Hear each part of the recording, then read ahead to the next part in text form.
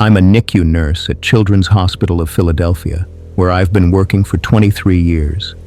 You can call me Joanna Kincaid if you want, though most people in the neonatal intensive care unit just call me Joanna. During my career here, I've cared for thousands of premature infants, babies born with congenital anomalies, and children fighting for their lives in the earliest days of existence. I thought I had seen every possible variation of how fragile life begins and how resilient these tiny patients could be. But what I'm about to tell you about is the one case that challenged everything I believed about infant development, consciousness, and the nature of human connection. It happened 3 years ago, and even though I continue working in the NICU, this particular case still haunts me and has fundamentally changed how I approach every baby I care for. Children's Hospital of Philadelphia is one of the premier pediatric medical centers in the United States, with a neonatal intensive care unit that handles some of the most complex and challenging cases in the region. Our NICU has 89 beds spread across 4 units, caring for babies born as early as 22 weeks gestation, and children with conditions so rare that we sometimes see only one case every few years. During my career here, I've specialized in caring for extremely premature infants and babies with complex medical conditions requiring long-term intensive care. I had developed a reputation for being able to establish connections with even the most critically ill babies, often spending extra time with infants whose families couldn't be present or whose conditions required constant monitoring and intervention. The case that changed everything for me began on March 8, 2021, when a baby girl named Elowen Prescott was transferred to our NICU from a smaller hospital in southern New Jersey. Elowen had been born at 24 weeks and 2 days gestation, weighing just 1 pound 7 ounces after her mother went into premature labor following a car accident. At 24 weeks, babies are at the very edge of viability. Their lungs are severely underdeveloped. Their immune systems are practically non-existent, and every organ system in their bodies requires intensive medical support to function. Elowen arrived at our NICU intubated and on mechanical ventilation, with IV lines providing nutrition and medications, and monitors tracking every aspect of her vital signs. What made Elowen's case particularly challenging was that she had suffered what appeared to be significant brain trauma during the car accident that had caused her premature birth. CT scans showed evidence of intraventricular hemorrhage, bleeding in the fluid-filled spaces of her brain, and areas of tissue damage that our neonatologists were concerned might result in severe developmental disabilities if she survived. Dr. Andrew Callahan, our chief neonatologist, was honest with Elowen's parents about her prognosis during their initial consultation. "Elowen is fighting for her life," he told them. "The combination of her extreme prematurity and the brain injuries she sustained makes her situation very precarious. Even if she survives, we're concerned about the possibility of significant neurological impairment." Elowen's mother, Catherine, was a 28-year-old elementary school teacher who had been critically injured in the same car accident that had caused Elowen's premature birth. She was recovering from her own surgeries and couldn't visit the NICU for the first 2 weeks of Elowen's life. Elowen's father, Daniel, was a software engineer who spent every possible moment at his daughter's bedside, reading to her, talking to her, and holding her tiny hand through the openings in her incubator. I was assigned as Elowen's primary nurse, responsible for her care during my 12-hour shifts 3 days a week. From the moment I first saw her, something about Elowen struck me as different from other extremely premature babies I had cared for. Despite her critical condition and the brain injuries that showed up on her scans, Elowen seemed unusually alert and responsive for a baby at her gestational age. Most babies born at 24 weeks spend their first several weeks in a state that's essentially like extended sleep, with minimal responses to stimuli and very little interaction with their environment. Their nervous systems are so immature that they typically show only basic reflexive behaviors and spend most of their time in deep sleep states that protect their developing brains. But Elowen was different. Even during her first week in our NICU, she would track movement with her eyes when people approached her incubator, and she seemed to respond differently to familiar voices compared to strangers. When Daniel would arrive for his daily visits, Elowan's heart rate would change before he even spoke, as if she could somehow sense his presence nearby. "Joanna, is it normal for a baby this young to seem so aware of what's going on around her?" Daniel asked me during his third day of visits. "It feels like she knows I'm here even before I touch her or say anything." I had been wondering the same thing, but I tried to provide reassurance while being honest about what we typically see in babies at Elowan's gestational age. "Daniel, some babies do seem more alert than others, but Elowan is showing responses that are pretty unusual for her age. It could be a positive sign about her neurological development, or it might just be individual variation in how babies respond to their environment." But as Elowan's first week progressed, her unusual awareness became even more apparent. She would become visibly agitated when certain staff members approached her incubator, but would calm immediately when Daniel or I came near. Most remarkably, she seemed to anticipate medical procedures before they began, showing changes in her vital signs and behavior that suggested she somehow understood what was about to happen.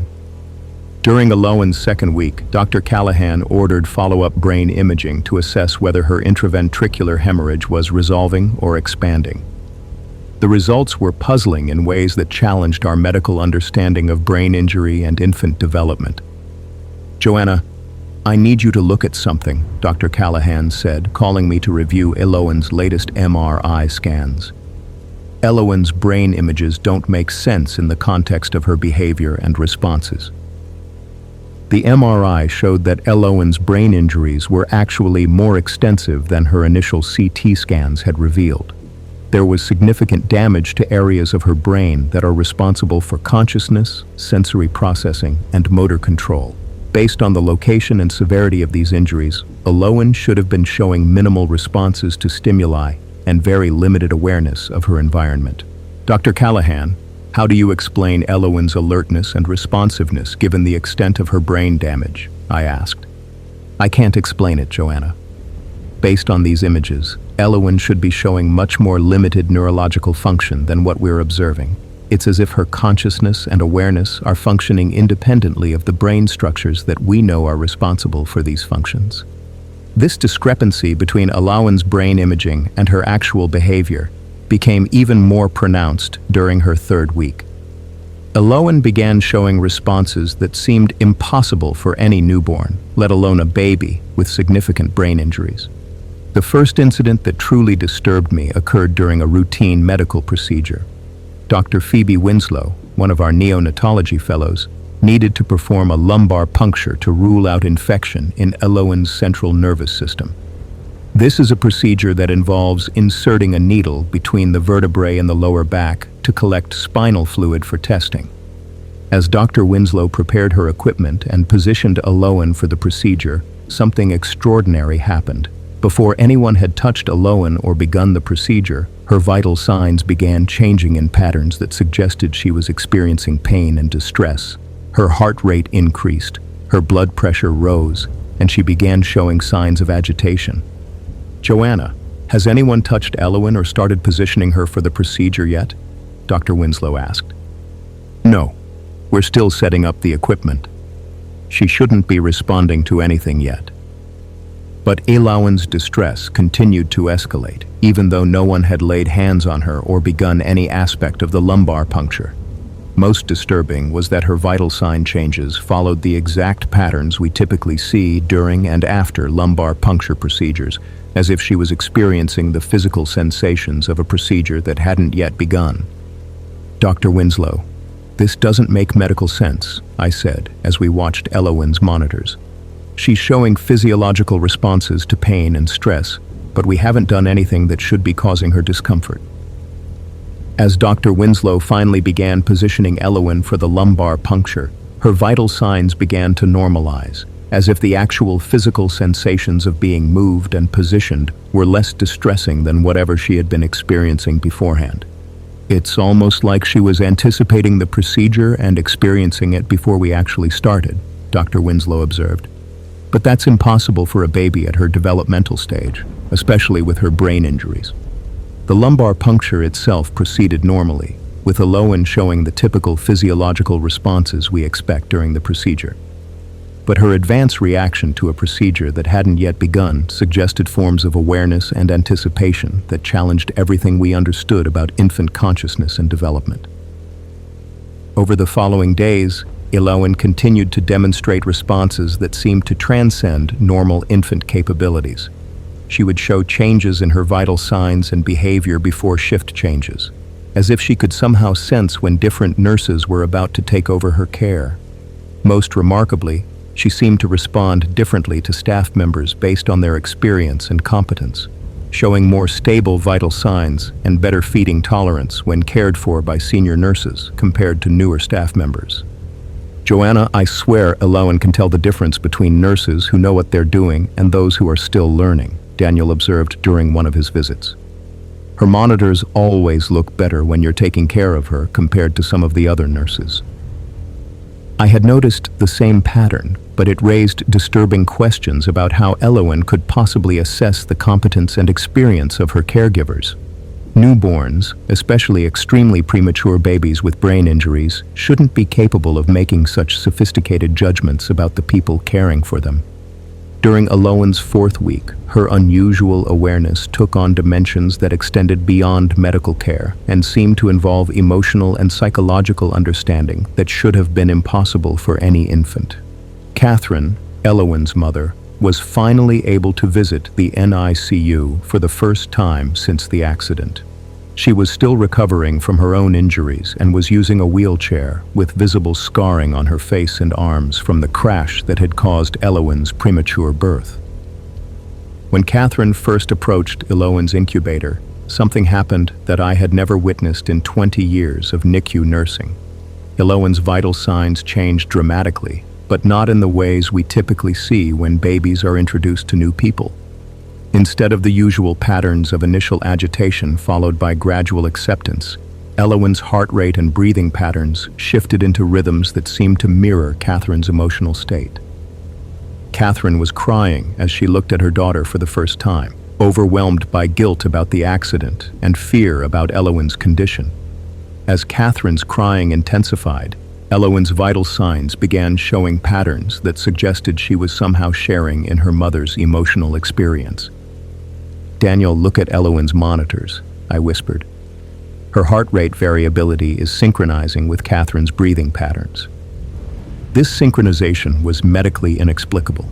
Newborns don't have the neurological development to perceive and respond to other people's emotional states, especially not with the kind of precise physiological matching we were observing. But Elowen's connection to her mother's emotional state became even more apparent as Catherine spent more time at her bedside. When Catherine was calm and hopeful, Elowen's vital signs would stabilize and her feeding tolerance would improve. When Catherine was anxious or upset about Elowen's medical condition, Elowen would show increased agitation and difficulty with basic functions like digestion and sleep regulation. "Joanna, is it possible that Elowen can somehow sense how I'm feeling?" Catherine asked after spending several hours at Elowen's bedside. "It seems like she's more settled when I'm feeling positive about her recovery." I wanted to dismiss Catherine's observations as typical parental interpretation of random infant behaviors, but the correlation between Catherine's emotional state and Elowen's physiological responses was too consistent and precise to be coincidental. "Catherine, there does seem to be some kind of connection between your presence and Elowen's stability," I admitted. "We don't fully understand how babies respond to their parents' emotional states, but Elowen definitely seems to do better when you're feeling calm and hopeful." During Elowen's 5th week, her impossible awareness expanded to include knowledge and understanding that challenged fundamental assumptions about consciousness and infant development. Dr. Callahan had ordered genetic testing to rule out underlying chromosomal abnormalities that might explain Elowen's unusual neurological patterns. The blood draw required for this testing needed to be performed by a specialized phlebotomist who was experienced in collecting samples from extremely small premature infants. Kara Ellington, our most experienced pediatric phlebotomist, arrived to collect Elowen's blood sample on a Thursday morning. Kara had been working with premature infants for over 15 years and had a reputation for being able to complete difficult blood draws with minimal stress to the babies. But when Kara approached Elowan's incubator to begin the procedure, Elowan's behavior was unlike anything I had ever witnessed. Before Kara had even opened her equipment kit or prepared her supplies, Elowen began showing physiological responses that suggested she understood not just that a medical procedure was about to occur, but specifically what type of procedure and how it would be performed. "Joanna, I haven't even touched this baby yet, but look at her responses," Kara said, noting Elowen's changing vital signs. "She's showing patterns that suggest she knows exactly what I'm about to do." Elowen's heart rate increased in the specific pattern we typically see during blood draws. Her muscle tone changed in ways that suggested she was preparing for the sensation of a needle stick, and her breathing shifted into rhythms that babies usually display while blood samples are being collected. "Kara, this is impossible," I said as we watched Elowen's monitors. "She's responding as if she's already experiencing a blood draw, but you haven't even started preparing for the procedure." As Kara began setting up her equipment, Elowen's responses became even more specific and disturbing. When Kara reached for a particular gauge of needle, Elowen's vital signs would change in ways that suggested she somehow understood the implications of different needle sizes. When Kara selected the specific vein she planned to use for the blood draw, Elowen would show localized responses in that exact area before Kara had even approached her with the needle. "Joanna, I've been doing this for 15 years, and I've never seen anything like what this baby is doing," Kara confided. "It's like she has complete understanding of medical procedures and can anticipate exactly what's going to happen to her body." The blood draw itself proceeded without complications, but Elowen's advanced knowledge of the procedure raised questions that went far beyond normal infant development. How could a baby born at 24 weeks gestation with significant brain injuries demonstrate understanding of complex medical procedures that even term babies wouldn't be capable of processing? During Elowen's 6th week, her awareness expanded beyond medical procedures to include understanding of hospital operations and staff schedules that seemed impossible for any patient, let alone a premature infant in an incubator. I was working an evening shift when Elowen began showing unusual patterns of agitation that didn't correspond to any medical procedures or changes in her care. Her vital signs suggested she was experiencing distress, but all her medical indicators were stable, and nothing in her immediate environment seemed to be causing her discomfort. "Dr. Callahan, Elowen seems upset about something, but I can't identify any medical reason for her distress," I reported during evening rounds. As Dr. Callahan examined Elowen and reviewed her recent care, Elowen's agitation suddenly intensified. Her heart rate spiked, her oxygen saturation began dropping, and she started showing signs of severe distress that required immediate intervention. Just as we were preparing to investigate possible medical emergencies that might be causing Elowen's condition, an alarm sounded from the NICU bed next to hers. Baby Noah Ellison, a 26-week infant who had been stable for several days, was experiencing a life-threatening episode of apnea and bradycardia that required emergency resuscitation. As our team rushed to care for Noah, Elowen's vital signs began returning to normal, as if her previous distress had been related to Noah's impending medical crisis rather than any problem with her own condition. "Joanna, did Elowen somehow know that Noah was going to have problems before it actually happened?" Dr. Callahan asked after we had stabilized Noah and returned our attention to Elowen. "It certainly seems that way," I replied, though I could barely process what we had witnessed. Elowen was showing signs of distress for almost 10 minutes before Noah had any problems, and she settled down as soon as we started taking care of him. Over the following days, Elowen continued to demonstrate awareness of medical emergencies and changes in other babies' conditions before they became apparent to medical staff. She would show increased agitation before code blue alarms, become restless before other infants experienced feeding intolerance, and display changes in her sleep patterns that seemed to correspond to staffing changes and shift rotations throughout the NICU. During Elowen's 8th week, something happened that pushed the boundaries of what seemed medically possible even further. Catherine had been spending more time at Elowen's bedside as her own recovery progressed, and had begun bringing photo albums to share with her daughter. She would flip through pictures of family members, describing each person and explaining their relationship to Elowen. When Catherine showed Elowen a photograph of her great-grandmother, who had died 2 years before Elowen's birth, something extraordinary occurred. Elowen's vital signs changed dramatically, showing patterns of what appeared to be recognition and emotional response. Her heart rate increased, her breathing became more regular, and her facial expression shifted in ways that suggested focused attention and engagement. "Joanna, look at how Elowen is responding to this picture of my grandmother," Catherine said, her voice filled with amazement. "It's like she recognizes her somehow." I watched Elowen's monitors carefully as Catherine continued showing photographs. Elowen showed mild interest in pictures of living family members she had never met. But when Catherine returned to the photograph of her deceased great-grandmother, Elowen's responses became much more pronounced and specific. "Catherine, tell me about your grandmother," I said, wanting to understand what might be causing Elowen's unusual reactions. "She was an incredible woman," Catherine explained. "She had a special gift with babies and children. Everyone in our family used to say that she could calm any crying infant just by holding them. She passed away from cancer about 2 years ago, but she was so excited when she learned I was pregnant with Elowen. She used to say she couldn't wait to meet her great-granddaughter." As Catherine spoke about her grandmother, Elowen's vital signs continued showing patterns that suggested not just attention, but emotional connection and understanding that should have been impossible for any infant, especially one with significant brain injuries. "Catherine, try something for me," I suggested. "Put the photograph where Elowen can see it clearly, but don't say anything about who it is." Catherine positioned the photograph within Elowen's line of sight. Immediately, Elowen's heart rate settled into a rhythm that was calmer and more stable than anything we had recorded since her arrival at the NICU. Her breathing became deep and regular, and her muscle tone relaxed in ways that suggested profound comfort and security. "Joanna, it's like my grandmother is somehow comforting Elowen," Catherine whispered, tears streaming down her face. "This is the most peaceful I've ever seen her."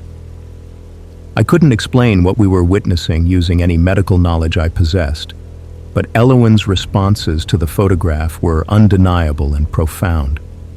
During Elowen's 10th week, her case took a turn that made her unusual consciousness even more mysterious and unexplainable. Elowen had been making steady medical progress despite the extensive brain damage shown on her imaging studies. Her respiratory support needs were decreasing. She was tolerating increasing volumes of breast milk, and her growth was appropriate for her corrected gestational age. But her latest brain MRI showed results that were completely inconsistent with her improving condition and remarkable awareness. The imaging revealed that Elowen's brain injuries had actually progressed, with additional areas of tissue damage and increased scarring throughout regions responsible for consciousness, motor function, and sensory processing. "Joanna, Elowen's brain scans show deterioration that should be causing significant decline in her neurological function," Dr. Callahan explained as we reviewed her latest imaging studies. Based on these results, Elowen should be showing decreased responsiveness and awareness, not the continued improvement we're observing. "How do you explain the discrepancy between her brain imaging and her actual development?" I asked. "I can't explain it," Dr. Callahan admitted. "Elowen's consciousness and awareness seem to be functioning independently of her physical brain structures. It challenges everything we understand about the relationship between brain anatomy and neurological function." This revelation forced me to reconsider every interaction I had witnessed between Elowen and her environment. If her consciousness was somehow independent of her damaged brain tissue, then her impossible awareness wasn't just unusual infant behavior, it was evidence of something that transcended our understanding of human neurology. During Elowen's 12th week, her case attracted the attention of Dr. Meredith Langford, a pediatric neurologist from Johns Hopkins, who specialized in consciousness research. Dr. Langford came to evaluate Elowen and spent several days observing her responses and reviewing her medical records. "Nurse Kincaid, Elowen's case represents one of the most significant challenges to our understanding of consciousness that I've encountered in my career, Dr. Langford told me after completing her evaluation. She demonstrates forms of awareness and understanding that shouldn't be possible given the extent of her brain damage. What do you think explains her capabilities? I asked. I don't have a medical explanation for Elowen's consciousness, Dr. Langford replied honestly. Her case suggests that awareness might exist independently of physical brain structures, or that consciousness can persist and function despite severe neurological injury in ways we don't understand. Dr. Langford documented Elowen's responses extensively, but she made it clear that her findings would remain confidential within our medical team. Cases like Elowen's are so far outside normal medical experience that publishing case reports would likely be met with skepticism and could potentially compromise her family's privacy, she explained. Elowen was discharged from our NICU when she reached 37 weeks corrected gestational age, weighing 4 pounds 12 ounces and requiring no respiratory support. Her discharge was remarkable, not just because of her medical recovery, but because she continued to demonstrate the impossible awareness that had characterized her entire stay. On the day of her discharge, Elowen looked directly at me as her parents prepared to take her home. For a moment, her gaze seemed to convey understanding and recognition that went far beyond what any infant should be capable of expressing. It was as if she was acknowledging our shared experience and thanking me for the care I had provided during her remarkable journey. Thank you for everything you've done for Elowen, Joanna, Catherine said as they prepared to leave. I know she's going to remember you and the special care you gave her. I wanted to explain that Elowen wouldn't remember her time in the NICU, that infants don't form conscious memories of their earliest experiences. But given everything I had witnessed during Elowen's care, I found myself wondering if the normal rules about infant memory and consciousness applied to her case. Elowen's family moved to another state shortly after her discharge, and I lost contact with their case. But her 12 weeks in our NICU fundamentally changed how I approach every baby I care for. Now, when I'm caring for extremely premature infants or babies with brain injuries, I find myself looking for signs of the kind of impossible awareness that Elowen demonstrated. I talk to every baby as if they might be fully conscious and understanding, and I pay attention to subtle responses that I might have dismissed as reflexive behavior before Elowen's case. Most of my colleagues who cared for Elowen during her stay have similar experiences. We find ourselves wondering whether other babies might be experiencing forms of consciousness that we're not recognizing or acknowledging. Elowen's case has made us more attentive to the possibility that awareness and understanding might exist in ways that our medical training never prepared us to detect. I continue working in the NICU because Elowen's case taught me that these tiny patients might be experiencing far more than we realize. If consciousness can exist and function despite severe brain damage, then every premature infant deserves care that acknowledges the possibility of their awareness and understanding. The case of Elowen Prescott remains the most unexplained and profound experience of my nursing career.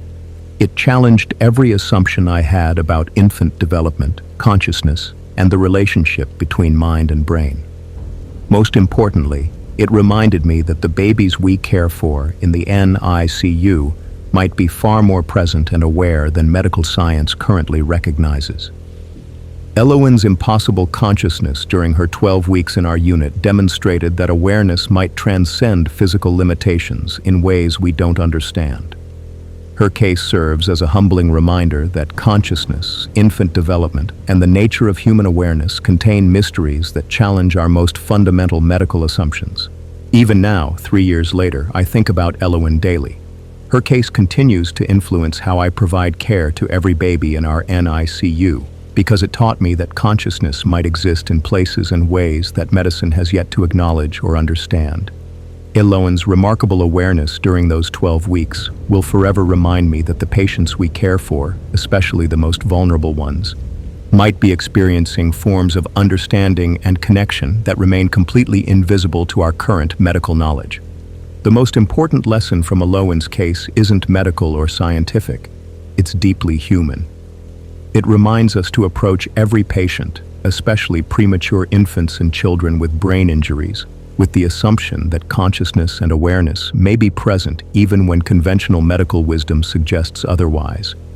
Elowen taught me that the boundary between conscious and unconscious, between aware and unaware, may be far more complex and mysterious than any of us currently understand.